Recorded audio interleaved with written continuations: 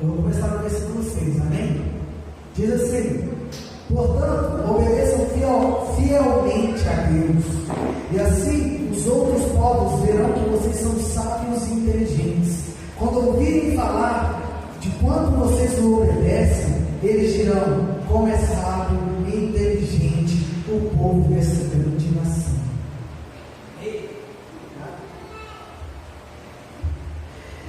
Nenhuma outra grande nação tem um Deus que fique tão perto do seu povo como o Senhor, nosso Deus, fica perto de nós.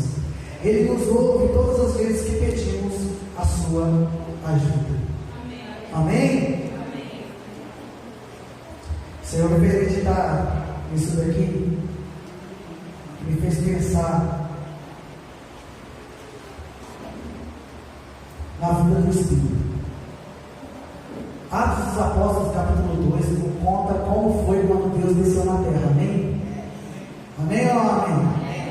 A primeira vez que Deus desceu na terra foi de que jeito? Alguém sabe? A primeira vez que Deus desceu na terra foi de que jeito? Foi passear com Adão, não foi? E depois, como é que ele veio na terra? Lá com Moisés, né? E quando o povo começou a ouvir a voz de Deus perto do monte, falando sobre aquelas nuvens, aqueles trovões e relâmpagos, aquele som barulhento, o povo ficou com medo. O que o povo disse? Vai, Moisés, sobe você e fala com Deus. Nós temos medo dessa voz, que se a gente ouvir ela, ele vai nos matar. Não é assim? Yeah. Depois Deus veio na terra novamente. Quando?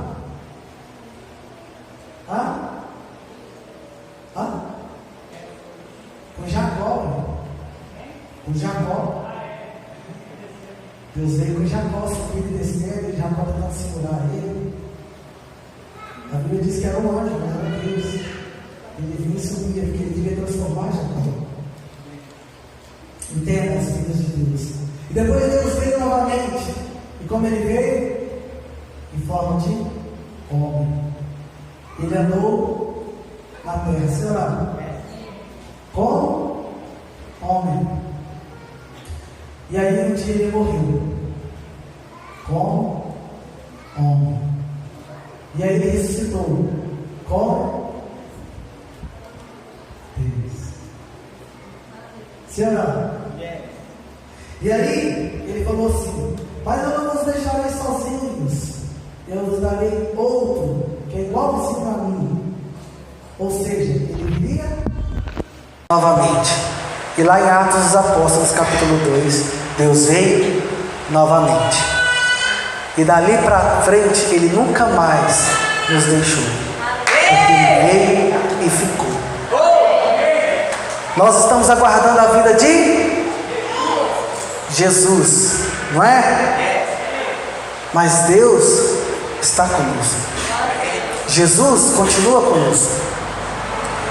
Eu já contei para vocês que certa vez eu estive com Jesus lá no céu, e ele me disse que eu precisava aprender a reconhecê-lo, porque ele nunca me deixou, que ele estava sempre comigo, que eu precisava aprender a reconhecer nas pessoas que ele colocava ao meu redor. Deus te ama através das pessoas que ele coloca na sua vida, mas muitas das vezes você está sozinho e você ainda assim sente o amor dele.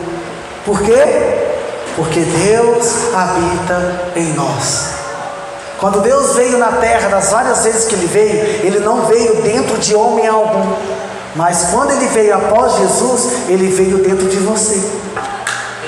Deus continua andando sobre a terra através de mim e de você. Diga assim: Deus anda aqui comigo. Lá em Deuteronômio, que nós lemos, a Bíblia diz que nunca houve um Deus tão próximo do seu povo quanto o nosso Deus. Vocês entenderam? Não tem como mais nenhum Deus ser tão próximo do povo dele como ele está conosco. Cara, você pode ter todos os deuses que você pode criar ao longo dos dias da sua vida ao seu lado. Pode ser o dinheiro, pode ser aquela pessoa amada, pode ser aquele ídolo da televisão, pode ser a sua mãe, o seu pai, o seu filho. Eles podem ter se tornado deuses na sua vida, mas nenhum deles pode ser maior do que o nosso Deus. Ele está muito mais perto. Cara, Ele está mais perto do que a sua pele nos seus ossos, do que o ar que você respira e chega no seu pulmão. Ele está mais perto, porque nós somos iguaizinhos a Ele agora, espíritos que habitam um corpo e possuem uma alma. Amém?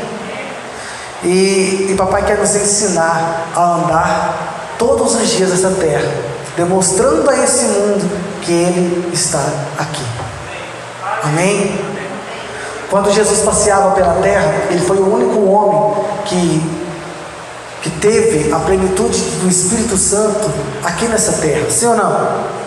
E com todos os sinais e maravilhas que Ele fez, e Ele deixou os 12 apóstolos para poder fazer, nenhum deles, por mais maravilhosos e lindos que eles tenham sido, se comparam ao que a morte dele fez. Nenhum dos milagres que Jesus fez, de mais maravilhosos que sejam, transformando água em vinho, curando pessoas, tirando cegueira, tirando a paralisia de pernas, tirando espíritos imundos de pessoas, nenhum deles se comparam na vida dele com o que ele fez com a morte dele. Nenhum deles se compara, porque a morte dele abriu o caminho para que alguém do céu, o próprio Deus, pudesse vir e operar o maior dos milagres, que era trazer de volta a vida do espírito do homem. Isso quer dizer que por mais que nós vivamos nessa terra maravilhosamente bem e façamos milhares e milhares de coisas, nenhuma delas vão se comparar com o nosso milagre na nossa morte. Entenda, se você parar para estudar a história, você vai descobrir que os homens que fizeram história, só fizeram história depois que morreram. Enquanto estavam vivos, eles não faziam história. Ninguém conhecia aqueles homens, poderia conhecer aqueles homens, mas eles ficaram famosos, eles ficaram conhecidos no mundo todo depois que eles morreram. Os quadros mais caros do mundo são de pintores que não estão vivos. Você está entendendo o que eu estou querendo dizer para você? Às vezes nós queremos ser notados pelas pessoas, nós queremos ser reconhecidos no trabalho, queremos ser reconhecidos em casa, queremos ser reconhecidos na igreja, queremos ser reconhecidos. Deixa eu dizer algo para você. A sua vida é uma escrita de Jesus para essa terra, é a vida de Deus sendo manifestada nessa terra. Mas o maior milagre é com a sua morte. E eu não estou falando de morte somente física, eu estou falando de uma mortificação de carne que manifesta a vida de Jesus. Quanto menos o homem aparece diante dos homens, e quanto mais o Espírito Santo de Deus tem vida nele, porque quando o homem não aparece diante dos homens, é porque a morte reina nele, sim ou não? A Bíblia não nos ensina a jejuar. O jejum é morte para quem? Para a carne, sim ou não? Se a carne morre, quem vive? O Espírito. E quando o Espírito vive, é Deus caminhando no jardim novamente. É Deus caminhando no jardim novamente. É Deus talvez nem caminhando no jardim, é Deus talvez pairando sobre a face das águas. E os peixes começam a ser criados, e as aves começam a ser criadas. Talvez você não entenda o seu processo que você está vivendo hoje. Meu Deus, ninguém me vê, ninguém me nota. Curta a sua morte, porque vai chegar o momento da sua ressurreição. Curta esse momento que você está vivendo desse jeito. Cara, estava conversando com uma pessoa ontem, e eu falei com essa pessoa: quando eu saio daqui e eu ministro louvor, ou ministro palavra em qualquer lugar, o povo, nossa, é uma unção, é uma coisa tremenda. Mas quando está aqui parece que é tão comum para as pessoas que estão aqui. Aí o Senhor me trouxe isso: cara, você está morto. Espera, curta a sua morte mais um pouco, porque vai chegar o momento que eu vou te ressuscitar. E é aí que esse mundo vai conhecer o maior. Amém? A gente quer manifestar de todas as formas aquilo que a gente tem plantado. Mas, cara, nenhuma semente que você planta vai crescer na mesma hora. Espera um pouquinho, continua plantando, continua comendo, entenda, continua estercando, coma, esterque, coma, esterque, entendeu? Coma, esterque, coma, esterque. Todas as vezes que nós comemos uma comida, o nosso corpo maravilhoso, cheio do poder de Deus, que trouxe um milagre sobre essa terra, começa a separar os nutrientes que ele vai utilizar. Isso é bom, isso não é bom, isso é bom, isso não é bom. E ele aproveita isso e manda para a corrente sanguínea, e o que não presta ele joga fora. A sua vida em Deus está fazendo a mesma coisa, está separando o que é bom do que não é, e o que é bom está indo para a corrente sanguínea, e essa corrente sanguínea, que é aquilo que une eu e você, que é o sangue de Cristo, entendeu? Está gerando vida, está gerando uma ligação que nenhum homem vai poder romper, e aquilo que não presta está saindo. Você nem precisa se esforçar, ou você precisa se esforçar para jogar fora? Precisa de muito esforço? Tem gente que passa aí uns 5, 10 dias, 15 dias sem jogar fora, não é? Sem estercar, não passa? Mas sai, não sai? Então deixa eu te dizer algo, aquilo que não presta em você, aquilo que foi semeado errado na sua vida, desde a sua infância, quando você começa a comer aquilo que é santo, aquilo que é puro, aquilo que vem do céu, naturalmente vai sair de você, porque não tem como permanecer. Foi um alimento errado, mas aquilo que foi bom permanece.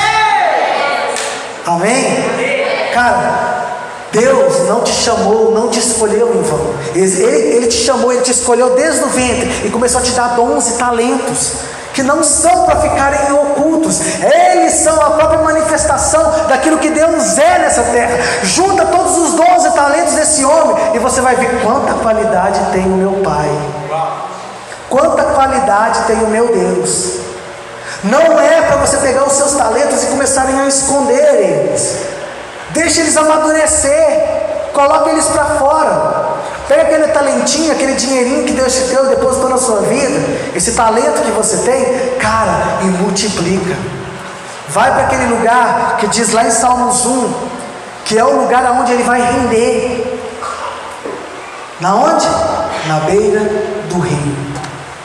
Na beira do rio, a árvore plantada. Cara, quem já viu aí uns rios que correm no meio dos lugares aí que surgiu normalmente, vê a quantidade de árvore que cresce ao redor daquele rio, que fecha aquele rio por cima.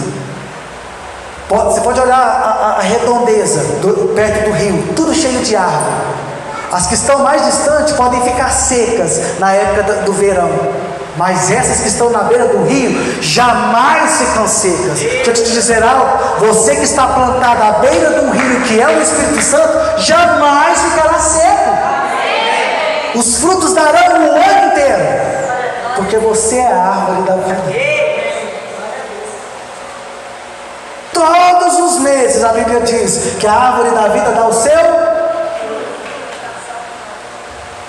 A árvore da vida que está plantada lá no meio do jardim do Éden, aquela que hoje está no meio da Nova Jerusalém, onde foi feita a Nova Jerusalém, ela não tem estação de inverno, para ela não tem estação de outono, para ela é primavera o ano inteiro, ela dá frutos o ano inteiro. Deixa eu te dizer algo, você pode pensar, olhando para si mesmo, que você é um bosta, que você é um merda, que as pessoas não te reconhecem, que você não tem nada de bom para dar, que as pessoas chegam perto de você, você não tem o que falar para elas naquele momento que elas estão passando. Deixa eu te dizer algo, você está plantado junto a ribeiros, o ano inteiro é primavera para você, os frutos estão nascendo. Eles podem até não ser da forma que você queria, do tamanho que você queria, com a beleza que você queria, mas eles estão lá, porque o nosso Deus é aquele que nos rega, é aquele que nos esterca, é aquele que nos faz crescer e nos faz frutificar.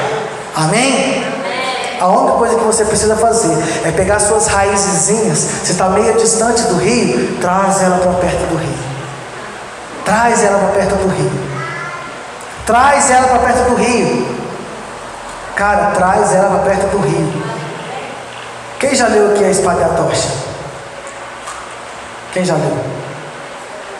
Viu, não?